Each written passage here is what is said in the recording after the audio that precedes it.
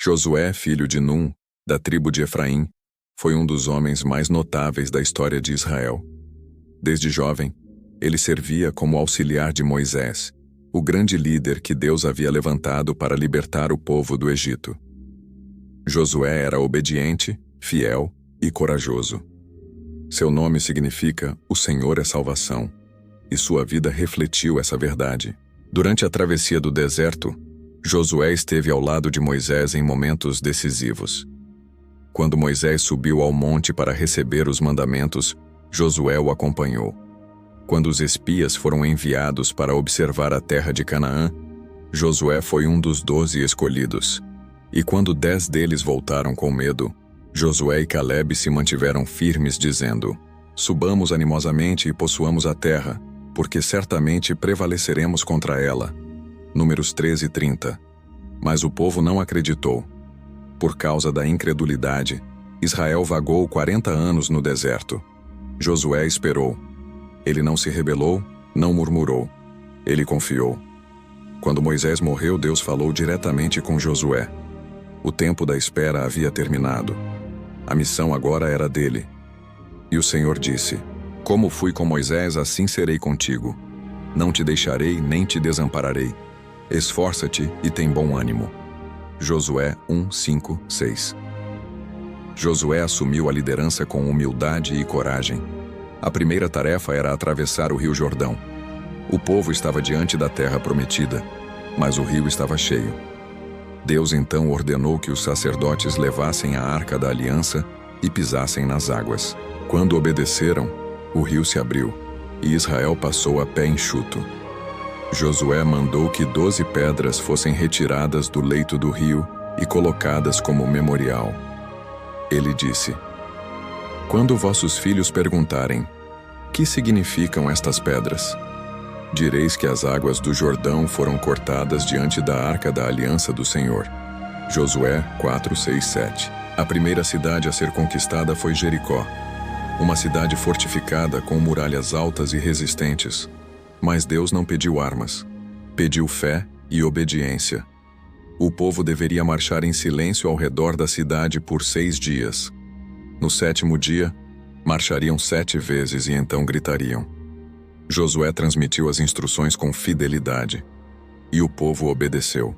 No 7º dia, ao som das trombetas e do grito do povo, as muralhas de Jericó caíram. Israel venceu sem levantar uma espada. Foi Deus quem lutou por eles. Mas logo depois, veio a derrota. Na cidade de Ai, Israel foi vencido. Josué se prostrou diante de Deus, perguntando o motivo. E o Senhor revelou: havia pecado no acampamento.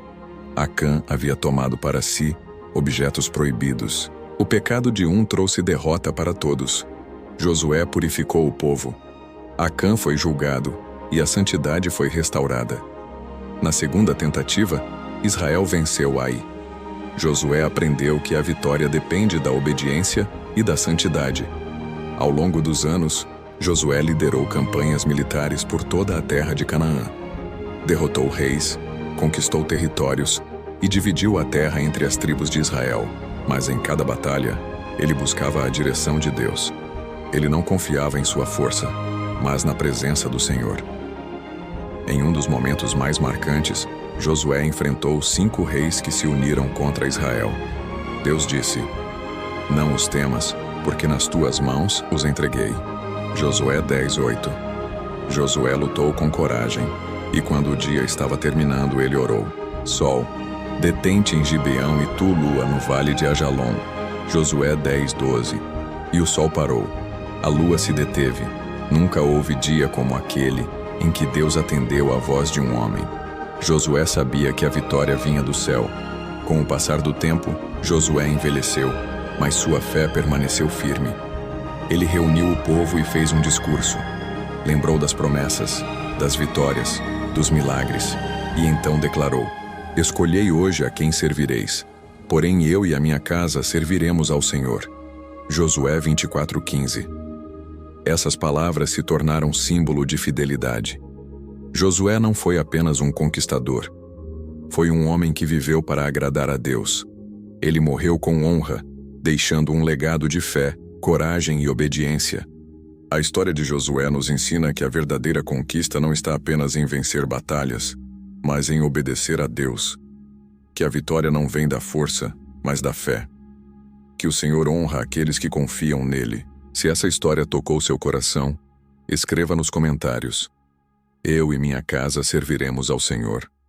Compartilhe este vídeo com alguém que precisa lembrar que Deus honra os que confiam e obedecem. Sua fé pode ser a chave para a próxima muralha cair.